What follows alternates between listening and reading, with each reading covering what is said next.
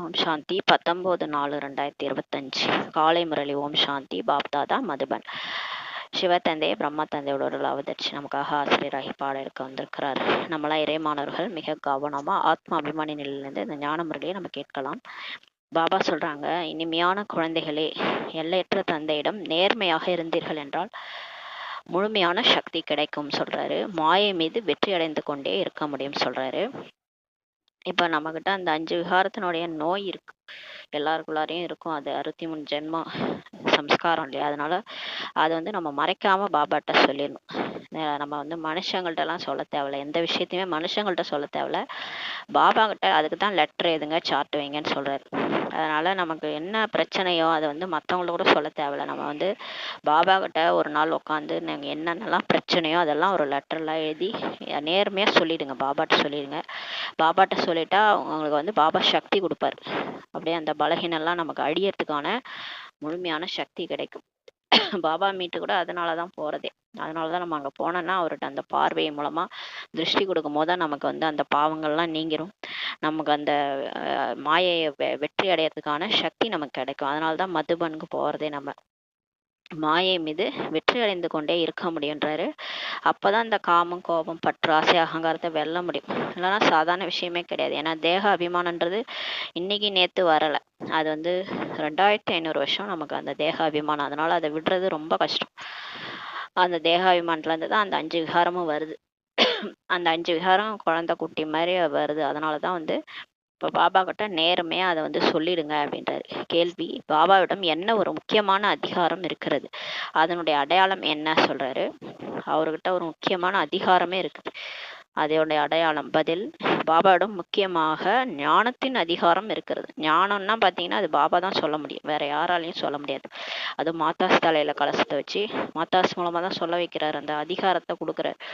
அந்த ஞான கலசத்தை அவங்க தலையில வைக்கிறாரு. அது ஞானத்தினோட அத்தாரிட்டி அவரால் எங்க வேணாலும் சொல்ல முடியும். இதெல்லாம் உண்மை, சத்தியம், சிவம், சுந்தரம் இல்லையா? அந்த ஞானத்தை அதிகாரத்தோட அவரால் சொல்ல முடியும். ஞான கடலாக இருக்கின்றார். ஆகையினால் தான் குழந்தைகளாகி உங்களுக்கு படிப்பை கற்று தருகின்றார். அவர் தான் ஞான கடலா இருக்கிறார். அவர் தான் இப்ப பாடம் எடுக்கிறார். தனக்கு சமமாக ஞான கடலாக எல்லாரையும் மாற்றுகின்றார். உங்களிடம் படிப்பினுடைய குறிக்கோள் கூட இருக்கிறதுன்றாரு. நம்ம கூட நமக்கு இப்ப ஏம் ஆப்ஜெக்டை நான் நல்லா படிக்கணும், முரளியை நல்லா படிச்சு நம்ம உயர்ந்த பதவி அடையணும். நீங்கள் இந்த படிப்பின் மூலம் தான் உயர்ந்த பதவியை அடைகிறீர்கள் சொல்றாரு. பாட்டு ஓடுது. என்ன பாட்டுனா, மாறி விரட்டும் உலகம் அப்படின்ட்டு பாட்டு ஓடுது. ஓம் சாந்தி. பக்தர்கள் பகவானுடைய மகிமையை செய்கிறாங்க. ஆனால் நீங்கள் பக்தர்களே கிடையாது. இப்போ நம்ம பக்தர்கள் கிடையாது. நம்ம இப்போ ஒரு காலத்துல பக்தரா இருந்தோம், பக்தி செஞ்சோம். ஆனா இப்ப நம்ம பக்தர்கள் கிடையாது. அவங்க பகவானுடைய மகிமையை பாடுறாங்க, மகிமையை மட்டும் தான் பாடுறாங்க. ஆனா கடவுள் யாரோ இவங்க யாரோன்ற மாதிரி பாடுவாங்க. ஆனா இங்க நம்ம பக்தர்கள் கிடையாது. நீங்கள் அந்த பகவானுடைய குழந்தைகளாகவே ஆகிவிட்டீர்கள். இப்ப நம்ம நெருங்கிட்டோம் இல்லையா? கடவுளும் நம்மளும் நெருங்கிட்டோம். அவர் நம்ம அப்பா, நம்ம குழந்தைகள். அதுவும் நேர்மையான குழந்தைகளாக இப்ப இருக்க வேண்டும். நேர்மையான குழந்தைகளா இருக்கும். வீட்லயே சொல்லுவாங்க, அம்மா அப்பாட்ட எதையும் மறைக்க கூடாது, எல்லாத்தையும் சொல்லிடணும். குழந்தைகள் மறைச்சாங்கன்னா கடைசியில் ஏதாவது பிரச்சனையில மாட்டிக்குவாங்க. அதனால தான் இப்போ நிறைய குற்றங்கள்லாம் நடக்குது. அது மாதிரி அதனால அதே தான் நமக்கும். நம்ம பாபாட்ட எதையுமே மறைக்கக்கூடாது. டெய்லியுமே அவர் இருக்கிறார் இல்லையா, உயிரோட்டமா இருக்கிறாரு. அவர்கிட்ட நம்ம லெட்டர் எழுதி தான் படுக்கும். ஒவ்வொரு விஷயத்திலும் நேர்மையாக இருக்க வேண்டும்ன்றாரு. மனைவியை தவிர கணவனுக்கோ அல்லது கணவனை தவிர மனைவிக்கோ வேறு பக்கம் பார்வை சென்றது என்றால் அவர்களை கூட நேர்மையானவர்கள் என்றே நேர்மையற்றவர்கள் என்றே சொல்ல முடியும்ன்றார். கணவன் மனைவி குளற சொல்றாரு. மற்றவங்க மாற்றி மற்றவங்க வேற ஒருத்தவங்களை பாக்குறாங்க அப்படின்னா அவங்க நேர்மையற்றவர்கள் சொல்றாரு பாபா. இப்போது இங்கே கூட எல்லையற்ற தந்தை நமக்கு இருக்கிறார். அவரிடம் கூட நேர்மையற்ற மற்றும் நேர்மையானவர்கள் இருவருமே இருக்கிறார்கள் சொல்றாரு. இங்கே கூட பாபா இருக்கிறார் இல்லையா? பாபாட்ட பிகே ஆயிருக்கிறோம் இல்லையா? நம்மள கூட நேர்மையற்றவர்கள் மற்றும் நேர்மையானவர்கள் 2 பேர் இருக்கிறாங்கன்றார். அவரிடம் கூட நேர்மையற்ற மற்றும் நேர்மையானவர்கள் 2 பேர் இருக்கிறாங்க. நேர்மையானவர்களாக ஆகி பிறகு நேர்மையற்றவர்களாக ஆகி விடுகிறார்கள். ஃபர்ஸ்ட் நேர்மையானவர்களாக தான் இருக்கிறாங்க. ஆரம்பத்துல பிகே ஆகி ஒழுங்கா தான் இருக்கிறாங்க. அப்புறம் போக போக என்ன ஆகுதுன்னு தெரியல. மாயாவுடைய மல்யுத்தம் இல்லையா, அதுல எல்லாரும் அதுல விழுந்துடுறாங்க. மாயா வந்து அந்த மாதிரி ஒரு பலசாலியாகி குத்து விடுது, அந்த சண்டையில விழுந்துறாங்க. இந்த குத்து சண்டை பார்ப்போம்ல, எல்லாரும் போரிடுவாங்க, எல்லாம் உழுந்துருவாங்க. ஒரு சிலர் தான் வந்து ஜெயிப்பாங்க மாதிரிதான் இப்போ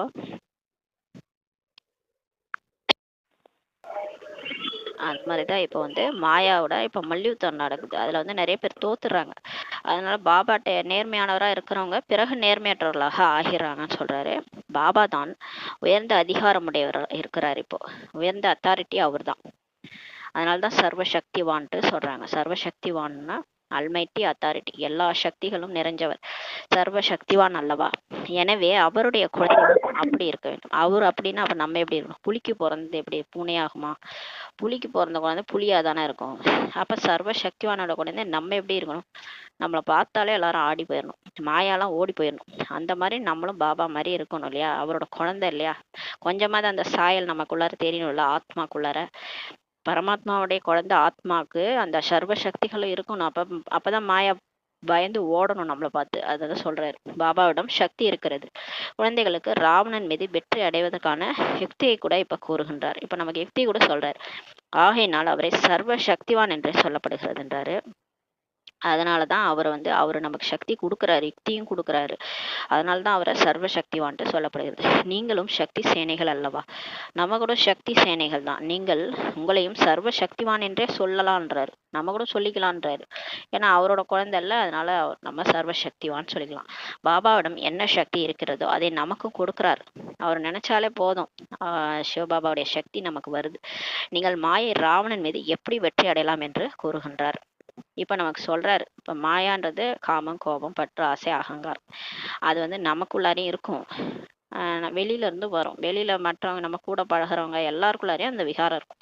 இப்ப நம்மள்ட்ட இருந்து கூட அது போயிடுச்சுன்னு வச்சுக்கோங்களேன், ஏதோ கொஞ்சமா ஒட்டிட்டு இருந்தாலும் அது சம்பந்தப்பட்ட பிரச்சனைகளே நமக்கு வரும். நம்ம ஒழுங்கா இருந்தாலும் கோபத்தை தூண்டுற மாதிரி சில விஷயங்கள்லாம் வரும். அப்ப வந்து அதை எப்படி நம்ம வெல்றது? அதெல்லாம் சிலதெல்லாம் தெரியாது. ஒரு சத்தமா பேசுவாங்க, அப்ப நம்ம பயந்துருவோம். அப்ப வந்து இதெல்லாம் எப்படி டீல் பண்றதுன்னே சில விஷயம்லாம் புரியாது. அதுக்குதான் பாபா வந்து முரளியில நமக்கு நிறைய சொல்லி கொடுக்குறாரு, எப்படி எல்லாம் இருக்கணும், சக்திசாலியா இருக்கணும். அந்த சக்தி இருந்தாதான் மாயா கூட பயந்து ஓடிடும். நம்ம கிட்ட பேசுறது கூட தைரியம் இருக்காது. அந்த பிரம்மா பாபா முன்னாடி கத்தி எடுத்துக்கிட்டு ஒருத்தர் வந்தார், வந்து வெட்ட போறான். அவர் வெட்டுறதுக்கு வந்தார், அப்படியே கத்தியை கீழே போட்டார். ஏன்னா அவர் குருநானக்கோட காட்சி கிடைச்சது.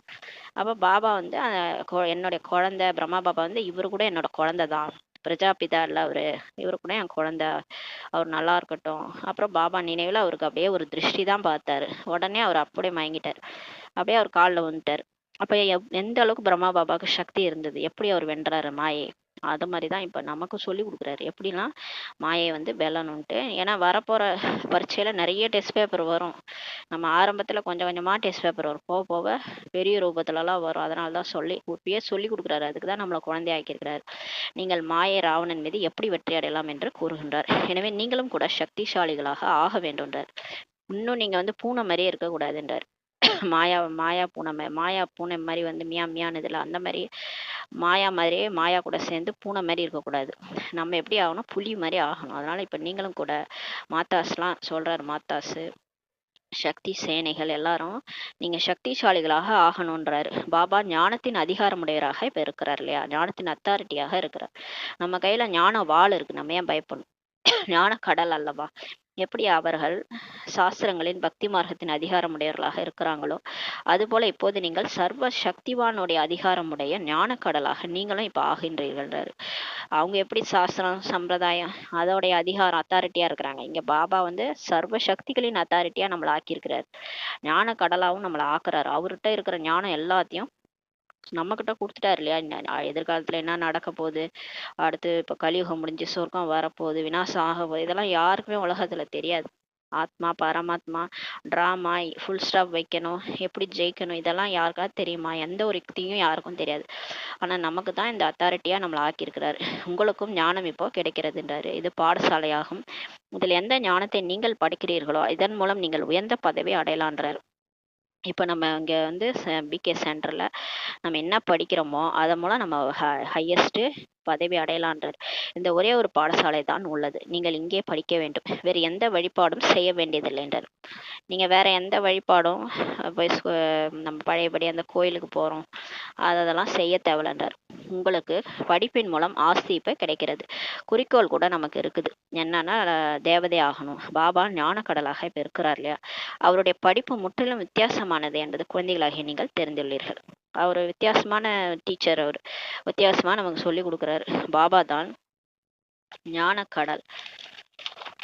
ஞானக்கடல் எனும்போது அவர் தான் தெரிந்திருப்பார் அல்லவா, அவருக்கு தான் தெரியும் யுக்தி யுக்தியா எந்தெந்த குழந்தைகளை எப்படி மாற்றணும், ஒரு கிளாஸ்ல எத்தனை ஸ்டூடெண்ட்ஸ் இருக்காங்கன்னா இவங்களை எப்படி மாற்றணும், இவங்களை எப்படி மாற்றணும், எல்லாரையும் எப்படி சரி செய்யணுன்றது அவருக்கு தெரியும். அவர் தான் நமக்கு ஸ்ரீயின் முதலிடை கடைசி ஞானத்தை இப்போ கொடுக்கின்றார்.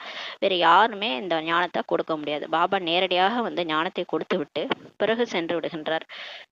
அவர் இதே டைம்ல சங்கமிகத்துல தான் வராரு, நேரடியாவே வராரு, டைரக்டாவே வராரு, மேல பரந்தாமத்துல இருந்து இந்த ஞானத்தை சொல்லிட்டு போயிடுறாரு.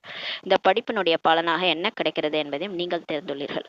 இந்த படிப்பு இப்போ நமக்கு கிடைக்குது இல்லையா, இதோட பலன் தான் நம்ம சத்தியுகத்துல அனுபவிக்க போறோம். மற்ற சத்சங்கள் என்னவெல்லாம் இருக்கின்றதோ அல்லது குருமார்கள் இருக்கின்றார்களோ அவை அனைத்தும் பக்தி மார்க்கத்தினுடையதாகின்றாரு.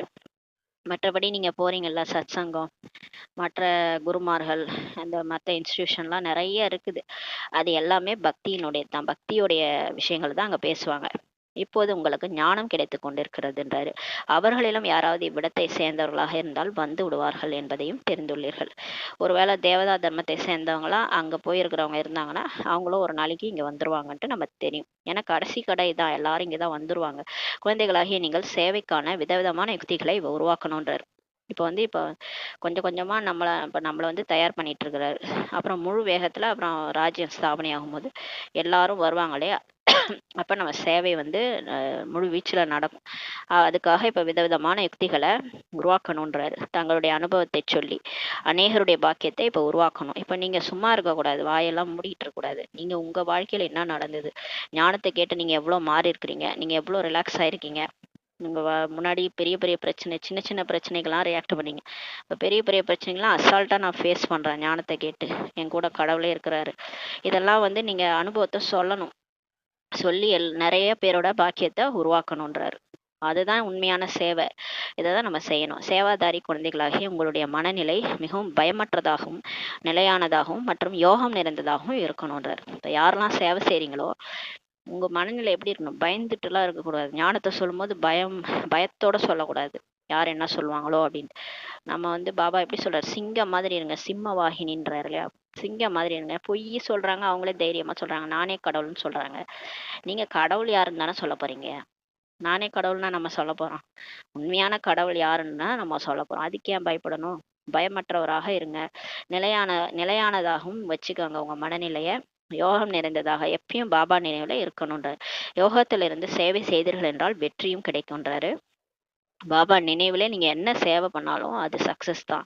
குழந்தைகளே, நீங்கள் தங்களை முழுமையாக இப்ப பாதுகாத்து கொள்ள வேண்டும். ஏன்னா மாயா விதவிதமா வரும் இல்லையா, அதனால உங்களை நீங்களே பாதுகாத்துக்கோங்க. ஒருபோதும் ஆவேசம், சினம் போன்றவை வரவே கூடாதுன்றாரு. ஏன்னா பீக் ஆயிட்டு நமக்கு இந்த மாதிரி கோவப்படுறது, ஆவேசப்படுறது இதெல்லாம் வரவே கூடாதுன்றாரு. ஏன்னா அதனால பேர் கெட்டு போயிடும், பாபாவோட பேர் கெட்டு போயிடும். இங்கேதான் உங்களுக்கு சொல்லி கொடுத்தாங்களா அப்படின்னு கேட்பாங்க. யோகம் நிறைந்த தன்மையின் உறுதியாக இருக்க வேண்டும். உண்மையில் நீங்கள் அனைவருமே இப்ப வானப்பிரஸ்திகள் ஆவீர்கள்ன்றாரு. நம்ம எல்லாருமே இப்போ 60 வயசு ஆயிடுச்சுன்றாரு. ஆத்மாக்கள் எல்லாருக்கும் 60 வயசு ஆயிடுச்சு. ஏன்னா இப்ப நம்ம பரந்தாமம் போகணும். உறுதியாக சப்தத்தை கடந்த நிலையில் இப்ப இருக்கக்கூடியவர்கள் நம்மளாம் 60 வயசுக்கு மேல ஆயிடுச்சு சொல்றாரு. ஆத்மாக்கு சொல்றாரு. உடம்புக்கும் வயசாயிருக்கும் சிலருக்கு.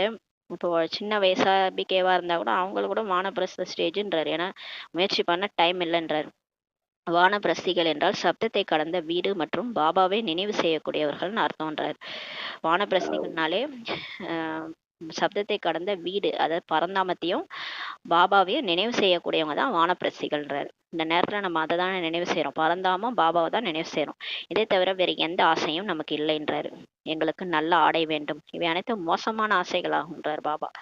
இந்த மாதிரி ட்ரெஸ் எல்லாம் வாங்க, ஏன்னா நமக்கு தான் சொர்க்கத்துக்கு போறோம், அங்க விதவிதமான ட்ரெஸ் போட போறோம். அதனால இங்க இந்த ஆசைகள்லாம் வேணான்றாரு, மோசமான ஆசைகளாகுன்றாரு. தேக அபிமானம் உடையவர்கள் சேவையே செய்ய முடியாதுன்றாரு. ஆத்மாபிமானியாக இப்போ ஆக வேண்டும். அதனால சோல் கான்சியஸ்ல வரணும். தேகாபிமானத்துல இருந்துட்டு நம்ம போய் எப்படி மற்றவங்களுக்கு புரிய வச்சோன்னா அவங்க கேட்க மாட்டாங்க இல்லையா.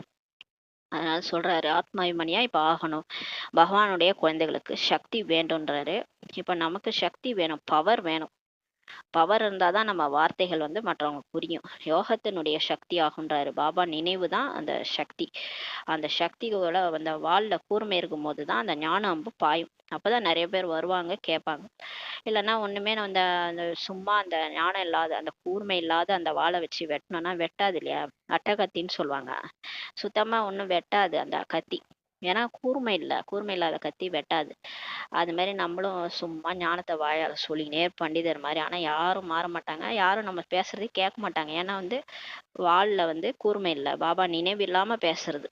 அதான் சொல்றாரு பாபா அனைத்து குழந்தைகளையும் தெரிந்து கொள்ள முடியும் அல்லவான்றாரு. இப்ப யோகத்தினுடையது சக்தி தான் அப்படின்றாரு. இப்ப பாபா எல்லார பத்தியும் தெரியுமா, அவருக்கு எல்லாரையும் தெரியுமா, மேல இருந்து எல்லாரையும் தான் பார்த்துட்டு இருக்கிறாரு இல்லையா. இந்தந்த குறைகள் இருக்கின்றன என்று பாபா உடனே சொல்லிடுவார். இப்ப நம்மளை பத்தி கேட்டா உடனே சொல்றார், இந்த குழந்தைக்கு இந்த குறை, இந்த குழந்தைக்கு இந்த குறை, இந்த பலகீனம் இருக்கு, இன்னும் இருக்குது அப்படின்ட்டு சொல்றார் நம்மளை பத்தி. பாபா புரிய வச்சுள்ளார். சிவனுடைய கோயிலுக்கு செல்லுங்கள், அங்கே உங்களுக்கு நிறைய பேர் கிடைப்பார்கள். எவ்வளவு தடவை சொல்லியிருக்கிறார். சிவனுடைய கோயிலுக்கு போங்க, அங்க நிறைய பேர் வழிபட வராங்களே, அவங்களுக்கு உட்காந்து புரிய வைங்க. நிறைய பேர் காசிக்கு சென்று வசிக்கிறாங்க. காசிநாதர் நமக்கு நன்மை செய்வார்ன்ட்டு புரிஞ்சு கொள்கிறார். காசிநாதர் யாரு, சிவன் தான். விஸ்வநாதர், அவரும் காசி விஸ்வநாதர் சிவன் தானே. விஸ்வத்தின் விஸ்வநாதர்னா உலகத்துக்கு அதிபதி, அவர் தான் சிவன் தான் இல்லையா. அவரு தான் நன்மை செய்வார்ன்ட்டு நினைச்சிட்டு இருக்கிறாங்க. அங்கே உங்களுக்கு நிறைய வாடிக்கையாளர் கிடைப்பார்கள், அங்க போய் புரிய வைங்கன்றார். அங்க டெல்லியில இருக்கிறவங்க, அந்த காசிக்கு பக்கத்துல பனாரஸ் பக்கத்துல இருக்கிறவங்க அங்க போய் புரிய வைங்கன்றார். ஆனால் இதில் மிகவும் புத்திசாலியானவர்கள் வேண்டும். அப்பதான் பாபா நினைவுல ஞானத்தை புரிய வைக்கிறவங்க வேண்டும், புத்திசாலியானவங்க வேண்டும்ன்றாரு. கங்கையில் குளிப்பவர்களுக்கு சென்று கூட புரிய வைக்கலாம், கோயில்களுக்கு சென்று புரிய வையுங்கள். பாபாட்ட சொல்லிட்டு போக வேண்டியதான். அந்த டைம்க்கு யாரையாவது அனுப்பி வைப்பாரு, புரிய வைக்கலாம். மறைமுகமான வேடத்தில் செல்லலாம். நீங்க அப்படியே கூட ஒயிட் ட்ரெஸ்லாம் கூட போட்டுட்டு போக வேணாம், கலர் ட்ரெஸ் போட்டுக்கிட்டு பேட்ஜ் குத்திட்டு கூட போகலாம். மறைமுகமான வேஷத்துல போய் கூட சொல்லலாம். ஹனுமானுடைய உதாரணம் இருக்குல்லையே, அவர் செருப்பு இந்த வெளியில செருப்பு விடுற இடத்துல உட்காந்து கேட்பாராம் சத்சங்கத்துல என்ன பேசுறாங்கன்ட்டு. அது மாதிரிதான் நம்மளும் என்ன நடக்குதுன்னு போய் பார்த்துட்டு அப்படியே நம்மளுடைய ஞானத்தை சொல்லி புரிய வைக்கணும். உண்மையில் அது நீங்கள் தானேன்றாரு. ஹனுமானுடைய உதாரணம் நம்ம தான்றாரு. செருப்புகளின் மீது அமரும் விஷயம்லாம் இல்லை, நீங்க மாறு வேடத்துல போங்க, சத்சங்கம் நடக்கிற இடத்துல என்ன பேசுறாங்கன்ட்டு கேட்டுட்டு வாங்கன்றாரு. இதில் மிகவும் புரிதலும் புத்திசாலித்தனமும் இப்ப வேணும்ன்றாரு. இப்போது யாரும் கர்மாதித்து ஆகவில்லை என்று பாபா புரிய வச்சிருக்கிறார். ஏதாவது சில குறைகள் கண்டிப்பாக இருக்கின்றன. இப்ப பிகே ஆனவங்க எல்லாம் கடைசி ஸ்டேஜுக்கு வந்துட்டாங்கலாம் கிடையாது. கர்ம கணக்கெல்லாம் யாருக்கும் முடியல, இப்பதான் எல்லாம் ஓடிட்டு இருக்குது கர்ம கணக்கெல்லாம். கர்ம கணக்கு முடிஞ்சாதான் நம்ம பாபா நினைவுல சரீர விடவே முடியும். அதெல்லாம் முடியாம எங்க இருந்து போறது. நம்ம இங்க பாபாவே நினைக்க விட மாட்டேது மாயா. இதெல்லாம் கர்மாதீத நிலை யாருமே ஆகலன்றாரு. ஏதாவது சின்ன சின்ன குறைகள் கண்டிப்பா இருக்குதுன்றாரு. 5 விகாரத்தினுடைய குறைகள் எல்லாருக்கிட்டையும் இருக்குன்றார். இந்த ஒரு கடைக்கு தான் அனைவரும் வர வேண்டும் என்ற போதை குழந்தைகளாகிய உங்களுக்கு இருக்க வேண்டும். நமக்கு ஒரு போதை தான் இருக்கணும். என்னன்னா எல்லாரும் கடைசியா இங்கதான் வரணும். எங்கெங்கெல்லாம் போனாலும் கடைசியா பிரம்மகுமாரிகள் இயக்கம் தான் வருவாங்க. கடைசியா எல்லாரும் வந்துதான் ஆகணும். பிகே ஆயிட்டு போனவங்களும் இங்கதான் வருவாங்க, நான் பிகேஸும் இங்கதான் வந்தாகணும். ஒரு நாளைக்கு இந்த சன்னியாசிகள் போன்ற அனைவரும் வருவாங்கன்ற சொல்றாரு பாபா. ஒரு நாள் வரும் பாருங்க, அந்த சன்னியாசிகள் கூட இங்கதான் வருவாங்க. இப்ப கூட வந்துட்டு தான் இருக்கிறாங்க, ஞானத்தை கேட்டு ஆஹா ஓஹோன்னு சொல்லிட்டு தான் இருக்காங்க. நிறைய பேருக்கு புரிஞ்சு அந்த அங்கேயே இருக்கிறோன்னு கூட சொல்லியிருக்கிறாங்க. ஆனா இருக்கிறாங்களா என்னன்னு தெரியல. ஒரு கடை தான் இருக்கிறது எனும்போது வேற எங்கு செல்வார்கள். இதுதான் கடைசி கடை, இங்கதான் எல்லாரும் வந்தாகணுன்றார். யார் அதிகம் அலைந்திருப்பார்களோ அவர்களுக்குத்தான் வழி கிடைக்கும். அங்கங்க அலைஞ்சு பக்தியில அலைஞ்சு தெரிஞ்சிருப்போம் இல்லையா, அவங்களுக்கு தான் வழி கிடைக்கும்ன்றாரு. கடவுளே வழி காட்டுவார் இல்ல. ஒரு நாள் போர்டை காட்டுவாரு, ஒரு நாள் நோட்டீஸ் எங்கேயாவது காட்டுவாரு கண்ணுல, ஒரு நாள் ஒயிட் ட்ரெஸ்ஸை காட்டுவாரு. எப்படியாவது நம்ம கண்ணில் எதையாவது காட்டி விட்டு அங்கே அனுப்பி விடுவார். அடிக்கடி அந்த போர்டு நம்ம கண்ணுக்கு படும், இங்கே போ இங்கே போன்ட்டு சொல்கிற மாதிரியே இருக்கும். அப்போ தான் நம்ம போகும்போது தான் தெரியும் அங்கே தான் உண்மை ஒளிஞ்சிருக்கும். அதனால தான் இந்த மாதிரி எல்லாரையும் அனுப்பிச்சி வைப்பார். மேலும் இந்த ஒரு கடை தான் இருக்கிறது என்று புரிந்து கொள்வார்கள். கடைசியாக எல்லாருக்கும் தெரிஞ்சிடும் இதான் கடைசி கடைன்ட்டு.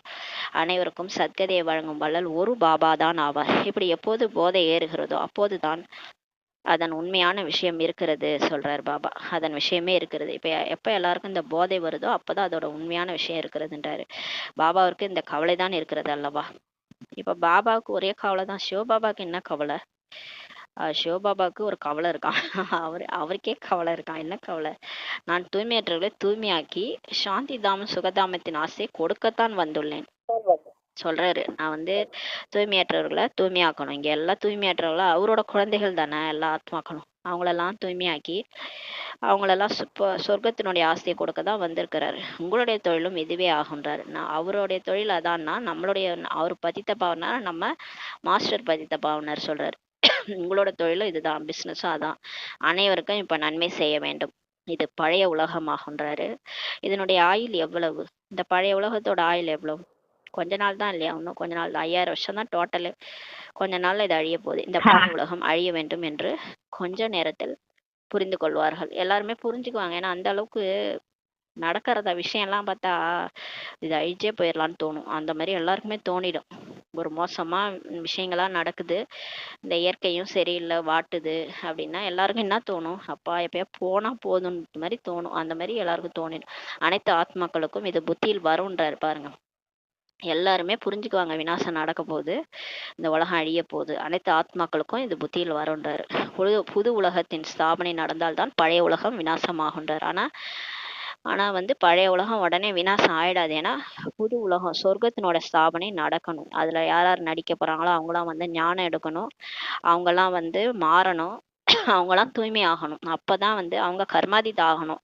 எல்லாருமே கர்மாதித் ஆகணும். கர்ம கணக்கு அவங்களுக்கெல்லாம் முடிஞ்சு கர்மாதித் ஆனாதான் பழைய உலகம் விநாசம் ஆகும். நம்மலாம் ஒன் பை ஒன்னா கர்மாதித் அடைஞ்சு போயிடுவோம். அப்பதான் வந்து பழைய உலகம் விநாசம் ஆகுன்றாரு. உண்மையில் பகவான் இங்கே இருக்கின்றார் என்பதை இன்னும் போக போக சொல்வார்கள். உண்மையில இப்போ சொல்லுவாங்க எல்லாரும், மதுபன்ல தான் கடவுள் இருக்கிறாரு, மதுபன்ல தான் கடவுளோட இருப்பிடம்ட்டு ஒரு நாள் எல்லாரும் சொல்லுவாங்க. படைக்கக்கூடிய தந்தையே மறந்துட்டாங்கன்றாரு. எல்லாரும் மறந்துட்டாங்க இல்லையா? கடவுள் யாருன்னே மறந்துட்டாங்க. திருமூர்த்தியில் சிவனுடைய சித்திரத்தையே எடுத்துட்டாங்க இல்லையா? திருமூர்த்தி, பிரம்மா, விஷ்ணு, சங்கரர் 3 பேரை மட்டும் வச்சுட்டு பிரம்மா மூலமா படைப்பு, விஷ்ணு மூலமா பாலனை, சங்கரன் மூலமா விநாசம் செய்யறது யாரு? யார் செய்யறாங்க? காடுன்னு சொல்லிட்டாங்க. அந்த காடு யாரு அப்படின்றதே திருமூர்த்தி சித்திரத்துல மறைச்சிட்டாங்க. எனவே ஒரு காரியத்திற்கும் பயன்படாமல் போயிடுச்சு அந்த சித்திரம்ன்றாரு. படைப்பவர் அவர் அல்லவா? அவர் தானே படைக்கிறாரு. பிரம்மா மூலமா படைப்பு யார் செய்யறது? சிவன் தானே. மேல புள்ளியா அந்த புள்ளியை எடுத்துட்டாங்க, அவ்வளவுதான். இப்ப நம்ம தான் வச்சிருக்கிறோம். அதெல்லாம் பேச்சுல எல்லாம் அந்த திருமூர்த்தி படம் போட்டிருக்கு. அது மேல வந்து சிவபாபா குறிப்பிடப்பட்டிருக்கும். மற்ற அந்த இதுல வந்து பக்தியில அந்த சிவபாபா மட்டும் இருக்க மாட்டாரு. சிவனுடைய சித்திரம் வந்தவுடன் பிரம்மாவின் மூலம் ஸ்தாபனை என்பது இப்ப தெளிவாகிறதுன்றாரு. இப்ப பிரம்மா மூலமா அவர் ஸ்தாபனை செய்யறதே சிவன் தான். சிவன் தான் இவருக்கு பேர் பிரம்மான்னு வச்சு பண்றதெல்லாம் இவர் தான். ஆனா அவர் கருவியா வந்து நம்மளை தேர்ந்தெடுத்திருக்காரு.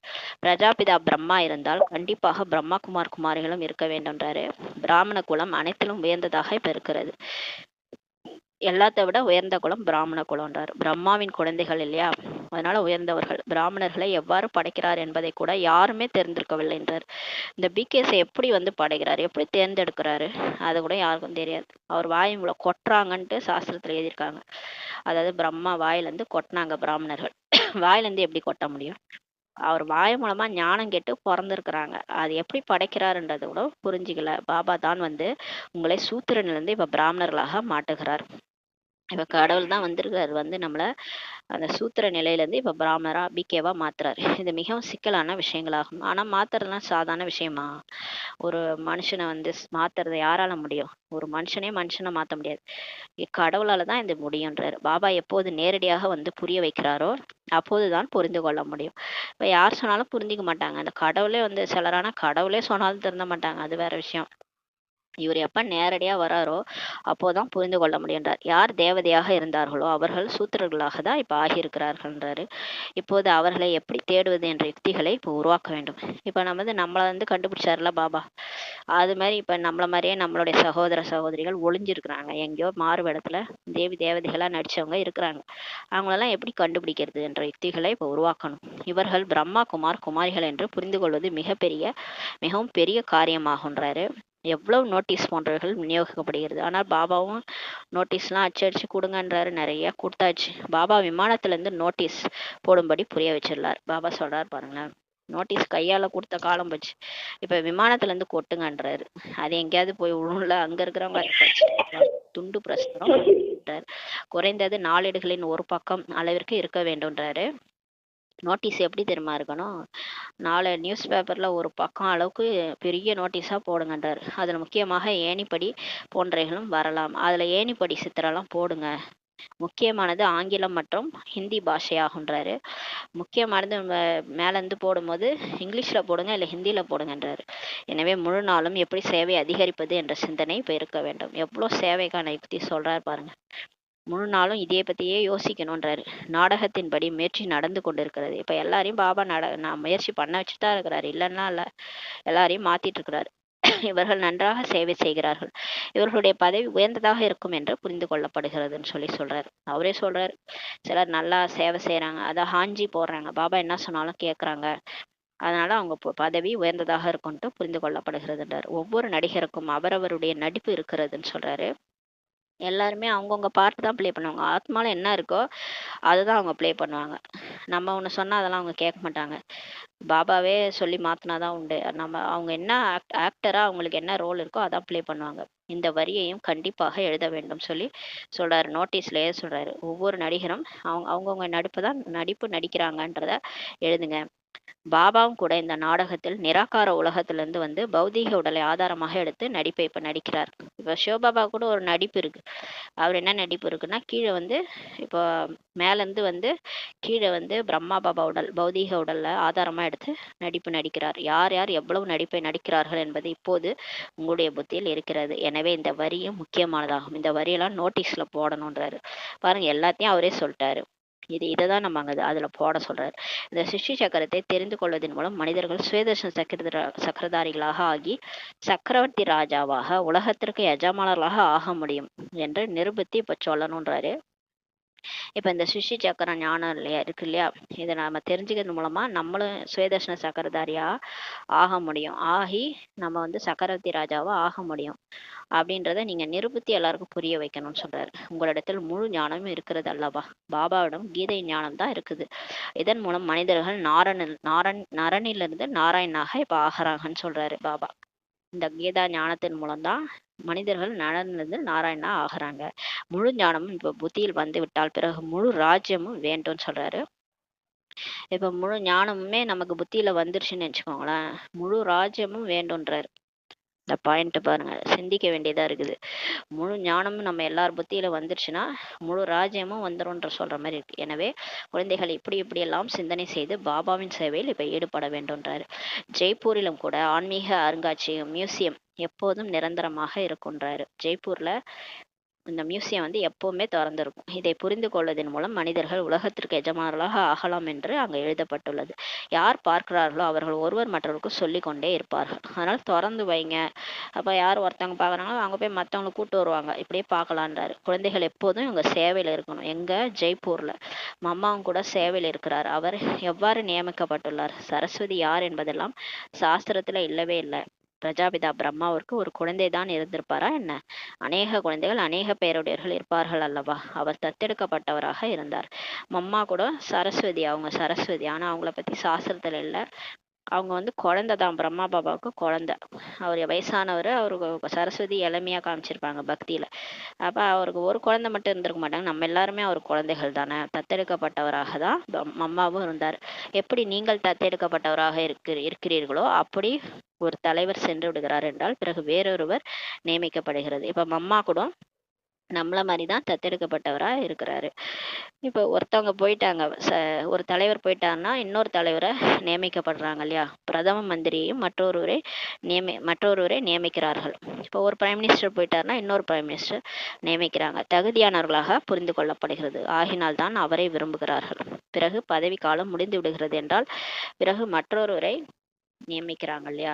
அந்த பிரைம் மினிஸ்டர்லாம் சொல்றாரு, ஒருத்தவங்க தகுதியானவர்னா அவங்கள பிரைம் மினிஸ்டரா போடுறாங்க. அப்புறம் அந்த பதவி காலம் 5 வருஷமா முடிஞ்ச பிறகு மற்றொருவரை தேர்ந்தெடுக்க வேண்டியுள்ளது. நீங்கள் யாருக்கு எப்படி மரியாதை அளிக்க வேண்டும் என்று குழந்தைகளுக்கு முதலில் நடந்து கொள்ளும் முறையை கற்றுக் கொடுக்கப்படுகிறதுன்றாரு. இப்ப நமக்கு வந்து எப்படி ரெஸ்பெக்ட் கொடுக்கணும்ட்டு நமக்கு வந்து நடந்து கொள்ளும் முறையை பாபா நமக்கு சொல்லி கொடுக்குறாரு. படிக்காதவர்களுக்கு யாருக்கு எப்படி மரியாதை அளிப்பதை பற்றி தெரிவதில்லை. இப்போ படித்தவங்கன்னா கொஞ்சம் அவங்க வந்து டிசிப்ளின்டாக இருப்பாங்க. எப்படி ரெஸ்பெக்ட், வீட்டுக்கு வந்தவங்கள வாங்கன்னு சொல்லுவாங்க. அந்த உபசரிப்பு இதெல்லாம் வந்து படித்தவங்களுக்கு தான் தெரியும். படிக்காதவங்களுக்கு எப்படி ரெஸ்பெக்ட் கொடுக்குறதுனே தெரியாதுன்றாரு. யார் அதிகம் கூர்மையானவர்களாக இருக்கிறார்களோ அவர்களுக்கு அனைவரும் மதிப்பு வைக்க வேண்டும்ன்றாரு. இப்போ யார் கூர்மையானவராக இருக்கிறாங்க, ஞானத்தில் அதிகம் கூர்மையானவராக இருக்கிறாங்க இங்கே பிகேஸில், அவங்களுக்கு எல்லாரும் வந்து மதிப்பு கொடுக்கணுன்றாரு. பெரியவர்களுக்கு மதிப்பு வைப்பதன் மூலம் அவர்களும் கற்றுக்கொள்வார்கள்ன்றாரு. படிக்காதவர்கள் முட்டாள்களாக இருக்கிறாங்க. பாபாவும் கூட படிக்காதவர்களை வந்து தான் இப்போ உயர்த்தியுள்ளார். இப்போ நம்ம முன்னாடி இப்போ நம்ம சாஸ்திரங்கள்லாம் படிச்சிருக்கிறாங்க, ஆனால் இந்த ஞானம் நமக்கு தெரியாது இல்லையா. இப்போதான் நம்மளை பாபா வந்து உயர்த்தி இருக்கிறாரு. இன்றைய காலகட்டத்தில் பெண்களை முன்னால் வைக்கிறார்கள். இப்போதான் வந்து கொஞ்சம் இந்த பிரம்மா பாபா எப்போ சரி விட்டாரோ அதுக்கப்புறம் பார்த்தீங்கன்னா சயின்ஸில் வளர்ச்சி, பெண்களுக்கெல்லாம் பெண்களை முன்னிறுத்துறது எல்லாமே நடக்க ஆரம்பிச்சிருச்சு. இந்த இத்தனை சதவீதம் அதெல்லாம் வந்து அதிகமாக்கியிருக்காங்க பெண்களுக்கு.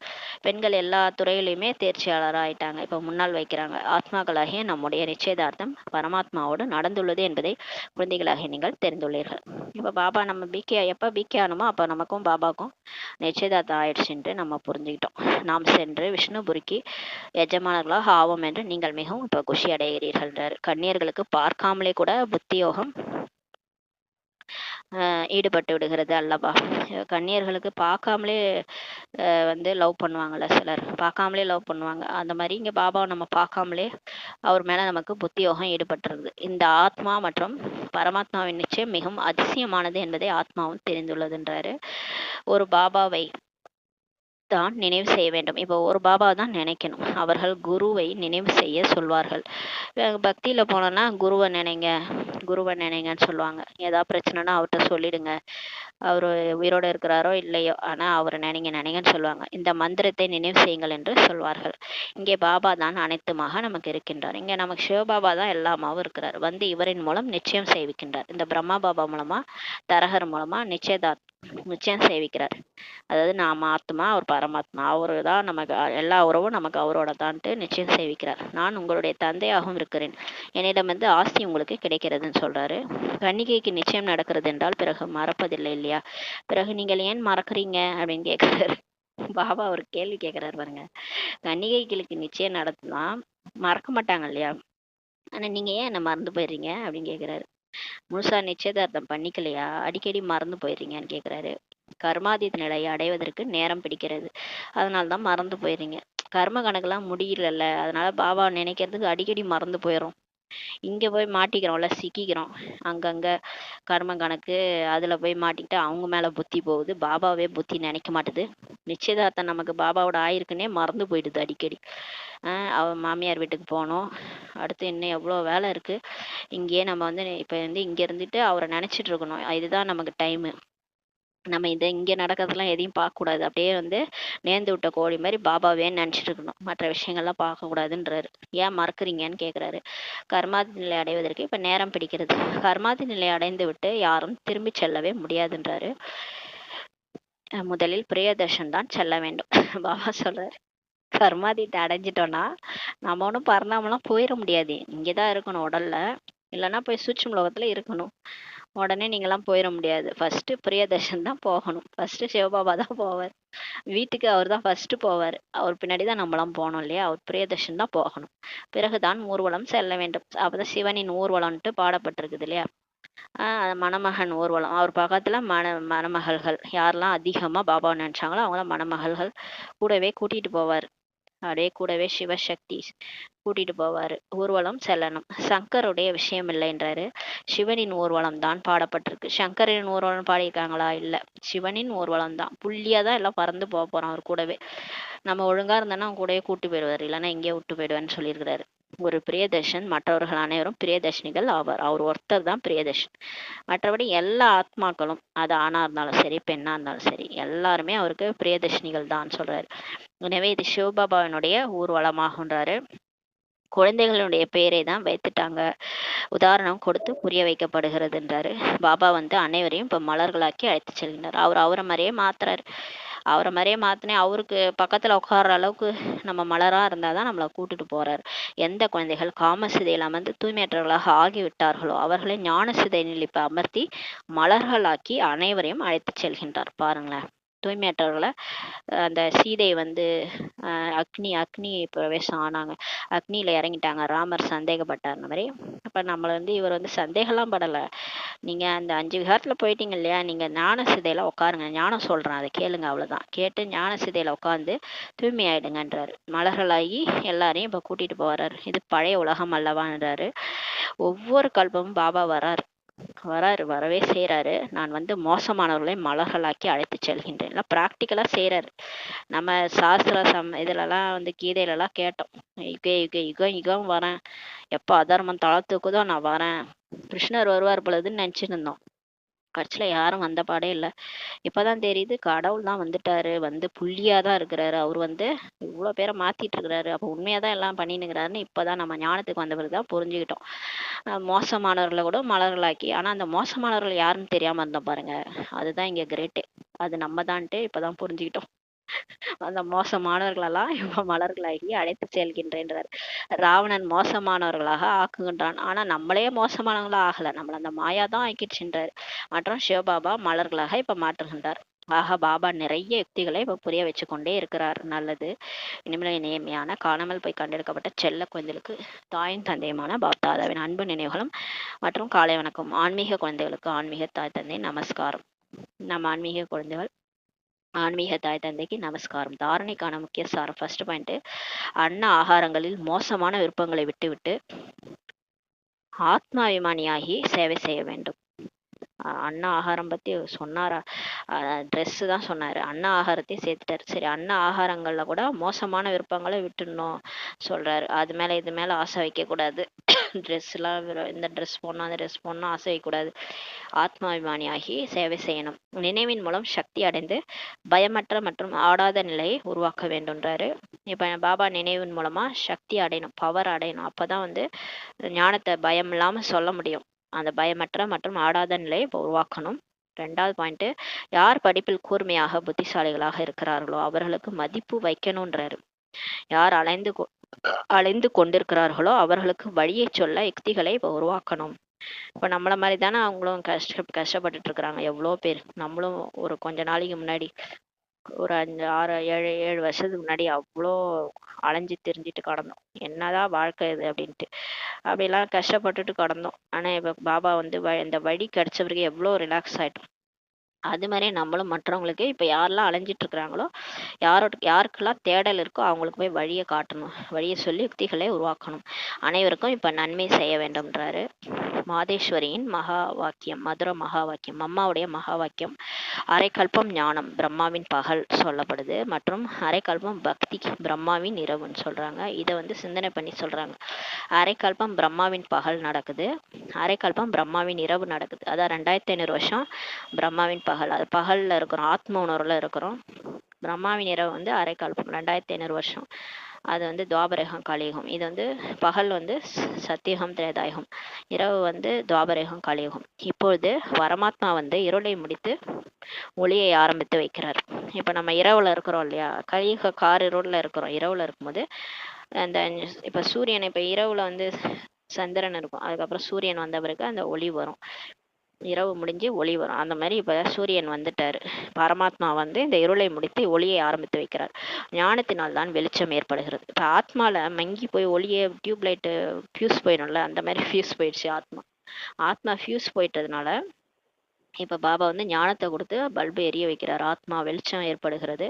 பக்தியினால் இருள் தான் ஏற்படுகிறது. பக்தி நீங்க செஞ்சு செஞ்சு அது வந்து எல்லாமே பக்தியில வந்து மூட நம்பிக்கை தான், எதுவுமே வந்து ஒரிஜினல் கிடையாது, எல்லாமே பொய், ஏமாத்து வேலை தான். அதுல ஒரு கல்லை வச்சிருவாங்க, அதை சுத்தி 2 மரம் வந்து 2 மரம் சேர்ந்துருந்தா அதுதான், அதை சுத்துங்கன்னுவாங்க, சுத்தினா குழந்தை பிறக்குன்னுவாங்க, சிலருக்கு பிறக்கும் சிலருக்கு பிறக்காதுன்னுவாங்க.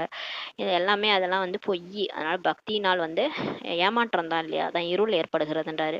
இந்த பாவங்களின் உலகத்திலிருந்து தூரமாக எங்காவது அழைத்துச் செல்லுங்கள். இந்த நிம்மதியில்லாத உலகத்திலிருந்து மனம் அமைதி பெறும் உலகிற்கு எடுத்துச் செல்லுங்கள் என்ற பாடலும் கூட பாடுறாங்க இல்லையா?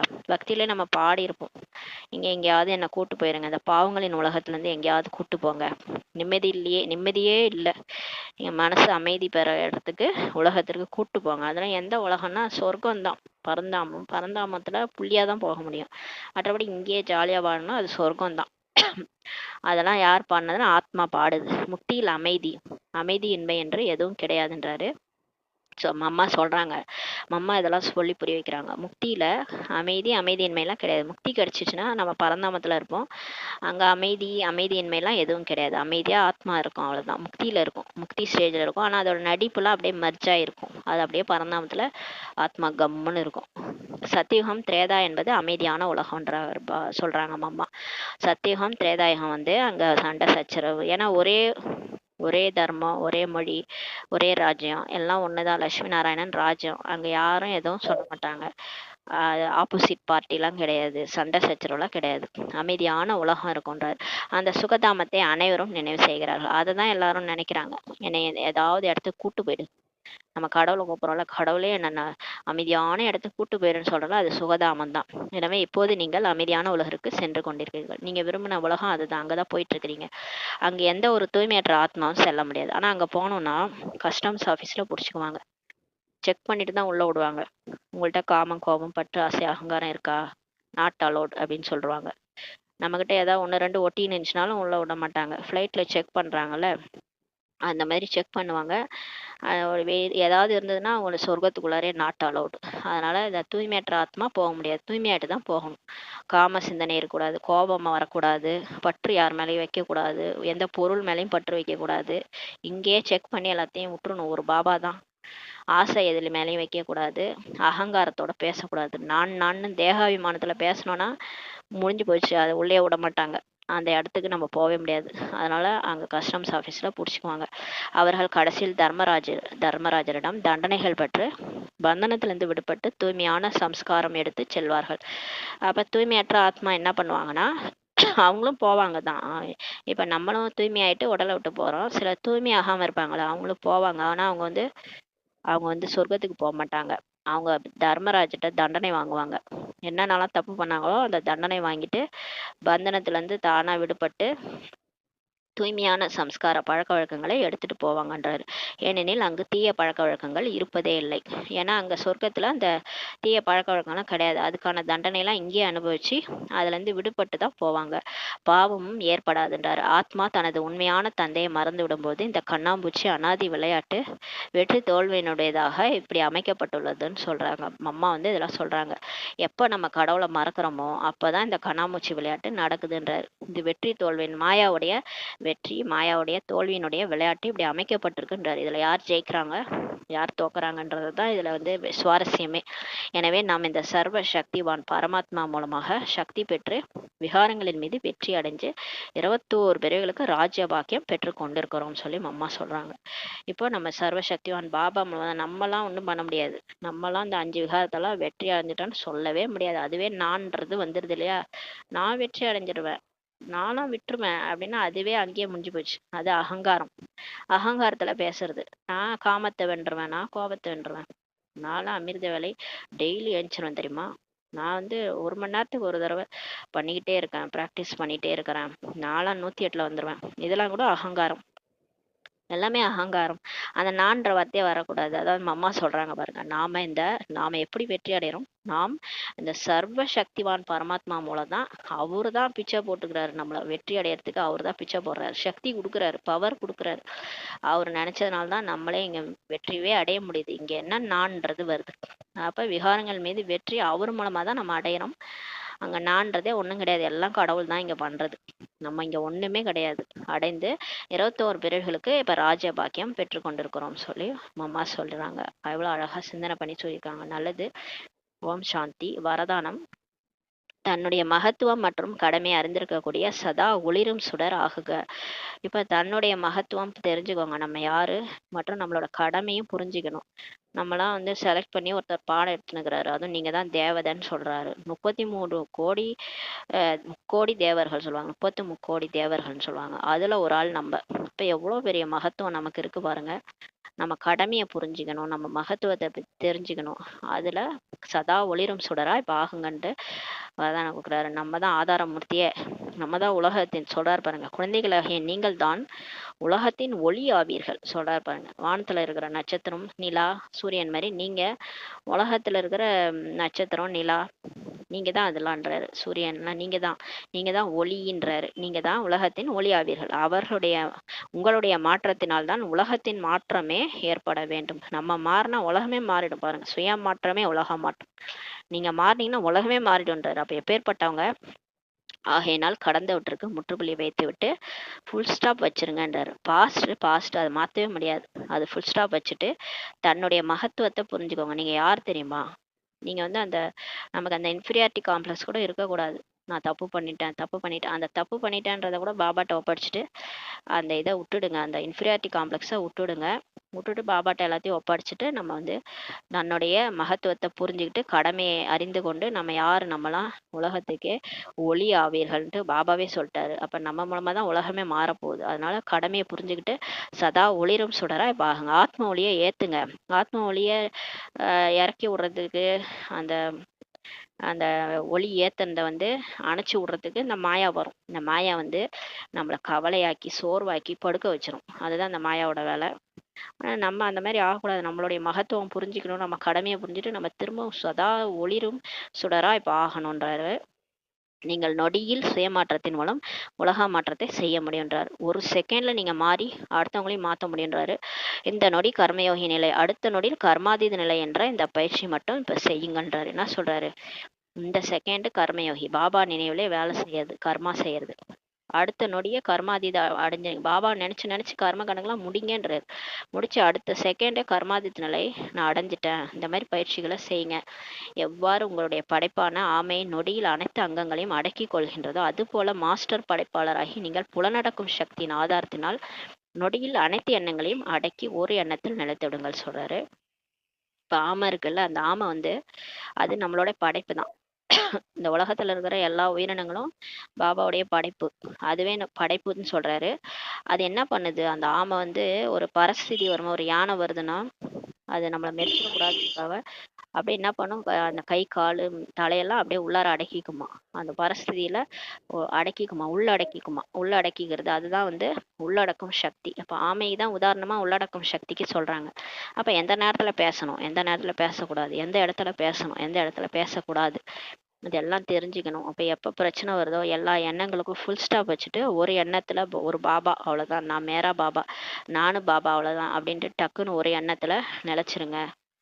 பிரச்சனை எல்லாம் எந்த மாதிரி பிரச்சனை பரிஸ்திதி வந்தாலும் உள்ளடக்கும் சக்தி வச்சுக்கோங்க. அதோட ஆதாரத்தினால செகண்ட்ல ஃபுல் ஸ்டாப் வச்சிருங்கன்றாரு. ஃபுல் ஸ்டாப் வச்சுட்டு எல்லா எண்ணத்தையும் அடக்கி ஒரு எண்ணத்துல நினைச்சிருங்க. எப்ப நீங்க ஃபுல் ஸ்டாப் வைக்கிறீங்களோ உங்க ஆத்மாவுக்கு சக்தி வந்துடும். சக்தி வந்துச்சுன்னா உங்க ஆத்மா சுடர் விட்டு எரிய ஆரம்பிச்சிடும். எப்பயுமே ஆத்மா ஃபியூஸ் போன பல்ப் மாதிரி ஆகாது. பல்பு நல்லா எரிய ஆரம்பிச்சிடும். எப்பனா வர பிரச்சனைகளுக்கு ஃபுல் ஸ்டாப் வைக்கணும். உள்ளடக்கும் சக்தி வச்சு ஃபுல் ஸ்டாப் வச்சுட்டீங்கன்னா ஆத்மா வந்து சக்திசாலியா ஆயிடும். அதான் பாபா சொல்லி புரிய வைக்கிறாங்க. இப்போ ஒளிவிடும் சுடரா ஆகுங்க என்று வரதானா இன்னைக்கு கொடுக்குறாரு. ஸ்லோகன்: அன்பில் மூழ்கிய நிலையை அனுபவம் செய்வதற்காக நினைவு மறதியின் யுத்தத்தை முடிவடைய செய்யுங்கள். இப்ப பாபா அன்புலயே முழுகணும். எப்பவுமே மூழ்கிதான் கிடக்கணும். இந்த பிரியதர்ஷினி பாத்தீங்கன்னா எப்பவுமே அவர் நினைவுலயே இருப்பாங்க.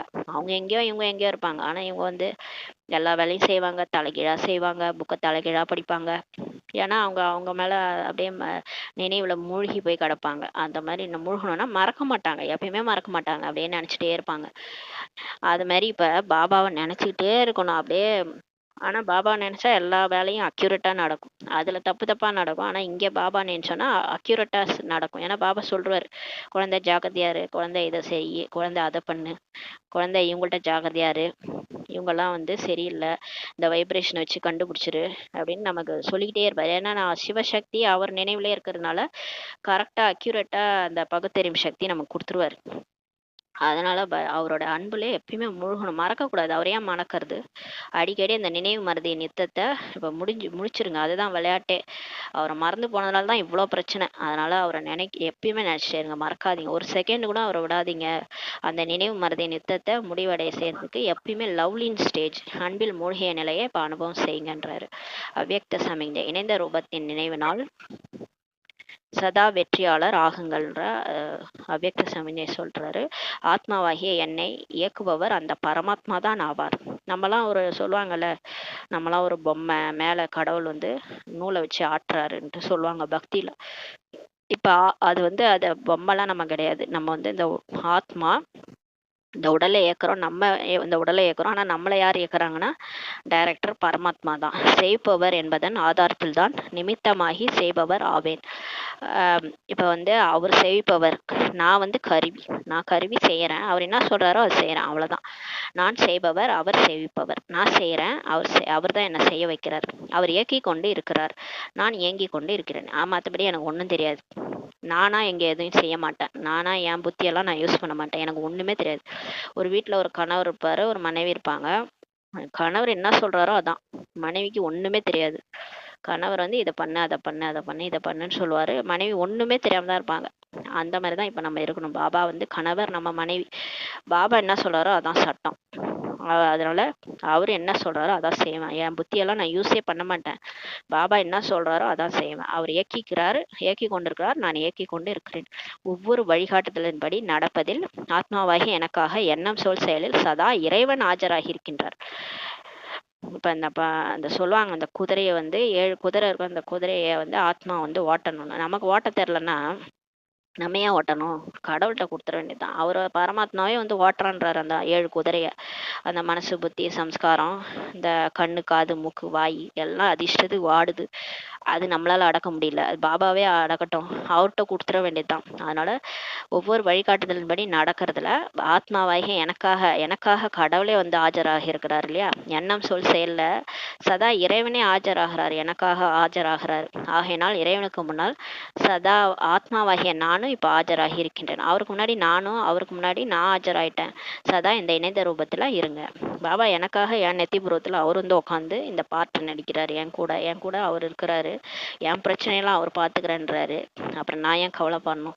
63 ஜென்ம பாவகர்மா கூட உனக்கு முன்னாடி வரும்.